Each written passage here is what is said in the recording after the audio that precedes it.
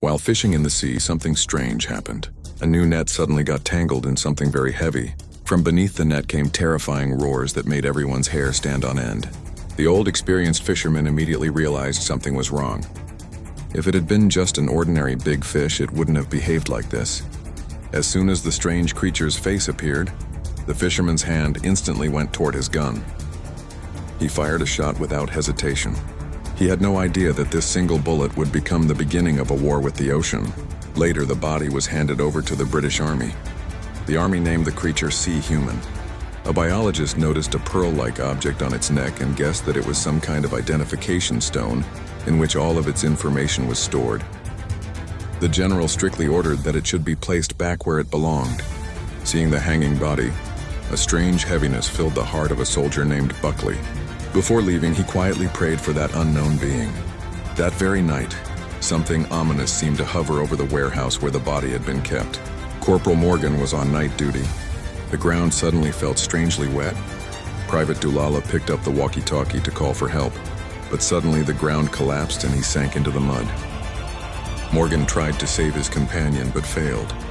He pulled out his walkie-talkie, but before he could call for help, he too was attacked. It was a silent warning for humanity. The alarm rang loudly.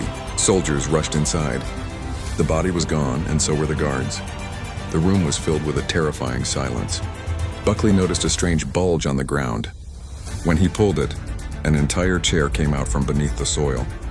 Now the general was convinced that the situation was extremely serious. He lay down on the ground, took out his walkie-talkie, and called the two soldiers. In response, only a loud static sound came from beneath his feet. Suspicion had turned into certainty. The guards had been dragged under the ground. The situation had moved beyond human understanding. If a war started between the land and the ocean, the result would be nothing less than destruction. Humanity was moving toward a conflict whose end could not even be imagined.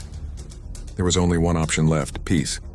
The general decided that he would speak to the ocean civilization on behalf of all humanity.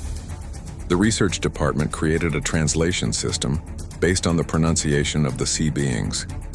Soon, an unknown life form appeared. The Sea Human had arrived.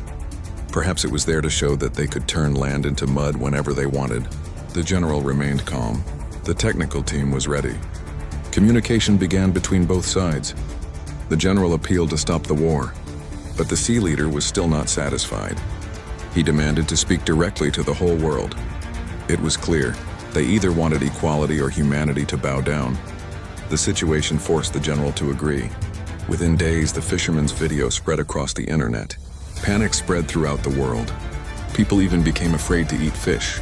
In exchange for friendship with the sea beings and world peace, humans ordered the construction of a deep-sea passage. Work continued day and night. The UN contact officer Kate connected countries around the world through a video conference. Once it was confirmed that everyone was present, the order was given to open the sea gate. As the pipeline filled with water, several unfamiliar faces appeared along with the ones seen before. Then the sea leader stepped forward.